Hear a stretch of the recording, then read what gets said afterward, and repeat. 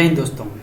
आखिरकार ministry of defence की तरफ से एक प्रेस रिलीज हो जाता है जो 8 अगस्त 2023 को रिलीज होता है।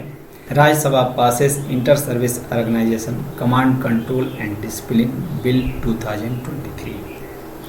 आखिर में इस बिल की क्या आवश्यकता पड़ी और क्यों पास हुआ और किस तरह के ऑर्गेनाइजेशन के ऊपर कंट्रोल कमांड करने की और डिसिप्लिन में रखने की जरूरत पड़ी। आखिर में इस बिल में क्या वो छिपा था, क्या वो आवश्यक था जिसे कमांड कंट्रोल और डिसिप्लिन में लाना आवश्यक था, जिसके कारण ये बिल लाना पड़ा। आइए देखते हैं अबाउट आईएसओ बिल 2023। इसके साइलेंट फ्यूचर भी हैं जिसको आप पढ़ सकते हैं, देख सकते हैं। ये वर्जन हिंदी में भी, इंग्लिश में भी, तरह तरह की भाषाओं में सब में दिया गया है। यहाँ पे हिंदी में भी दिया गया है। आइए इसे हिंदी में भी देखते हैं। यहाँ पे जैसा कि इसमें कहा गया है, राज्यसभा ने 8 अगस्त 2023 को अंतर सेवा संगठन कमांड नियंत्रण और अनुशासन विधेयक 2023 पास किया। यह 4 अगस्त 2023 को लोकसभा द्वारा पारित किया गया।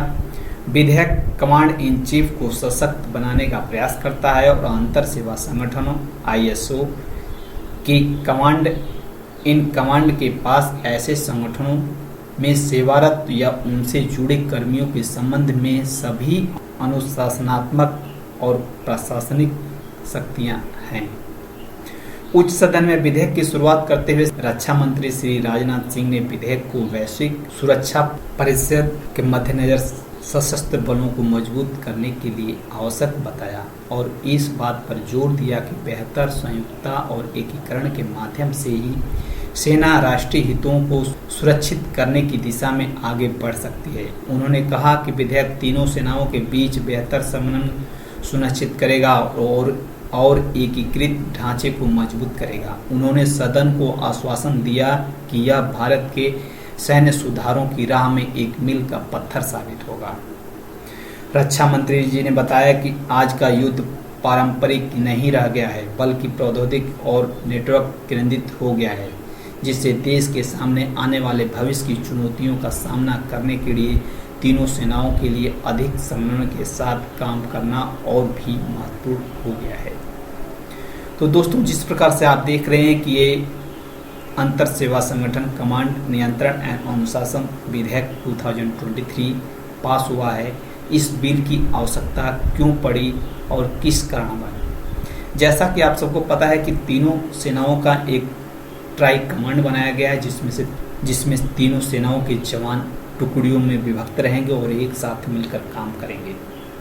उनको अनुशासन में नियंत्रण करने के लिए, कमांड एंड कंट्रोल में नियंत्रण करने के लिए और अनुशासित रहने के लिए अलग अलग टुकड़ियों से आए हुए जवानों के साथ एक अलग से नियम ऐसा बनाया गया है जिसमें उनके ऊपर लागू होता है। जैसे कोई जवान एयरफोर्स से हो, कोई जवान नेवी से हो, कोई जवान आर्मी से हो, एक जगह इकट्ठा रहते हैं तो उनके ऊपर कानून, कोई भी अनुचित कार्य करते हैं तो उनके ऊपर कानून या उनके ऊपर कोई भी ऐसे रूल्स रेगुलेशन जो लागू होते हैं उन्हीं को नज़र रखने के लिए कि आखिर में दूसरे संगठन से हैं, आर्मी से हैं, चाहे किसी असम राइफल से हैं, चाहे कोई भी दूसरे किसी संस्था से हैं, तो उनको किस प्रकार से कंट्रोल किया जाए। इस प्रकार से वो जवान जहाँ पे रहेंगे उसी जगह पे उसी कमांड के अनुसार अनुशासित होंगे। उसके लिए ये बिल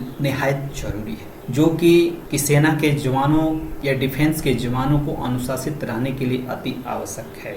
जैसे मान ले जाए आर्मी के जवान भी कहीं राष्ट्रीय राइफल यानी आरआर में जाते हैं, जो गृह मंत्रालय के अंडर में आता है। इस प्रकार से इस बिल की आवश्यकता पड़ी और यहाँ पे मुख्य विशेषताएं इसकी क्या क्या हैं, आइए देख लेते हैं।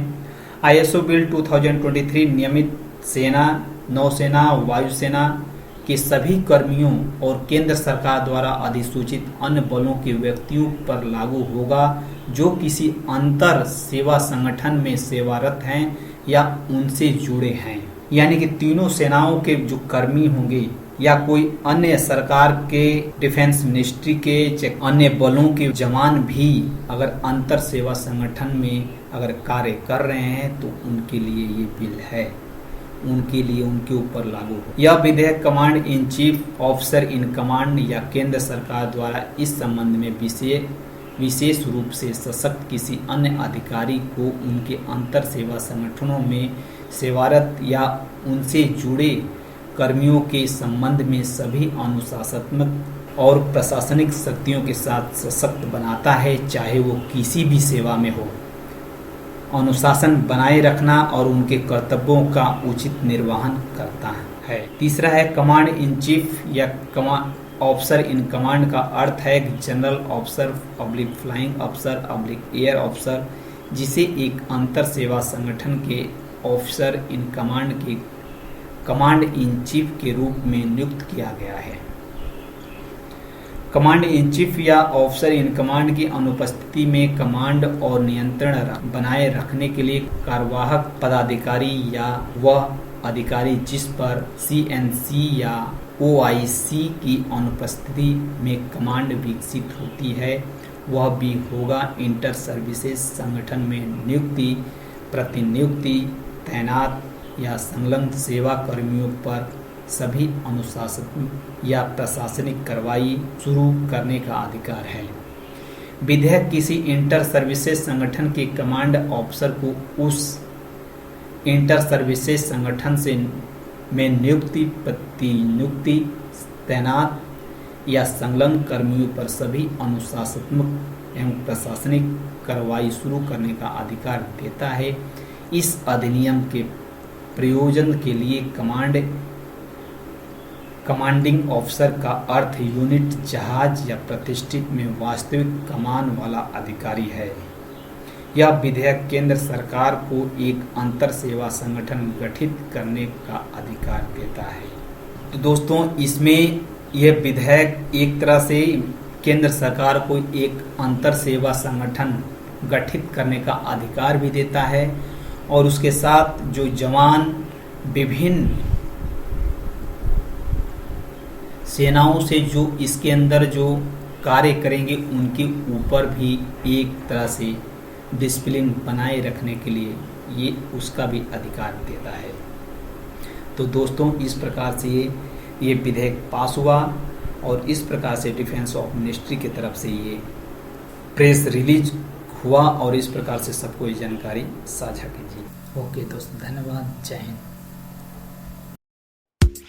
लाइक, शेयर एंड सब्सक्राइब करें। सतर्क रहें, सुरक्षित रहें, अपने दोस्तों का ध्यान रखें तथा अपना व्यक्तित्व इस प्रकार विकसित करें कि आपके साथ बच्चे, बुजुर्ग, महिलाएं आपके साथ सुरक्षित महसूस करें।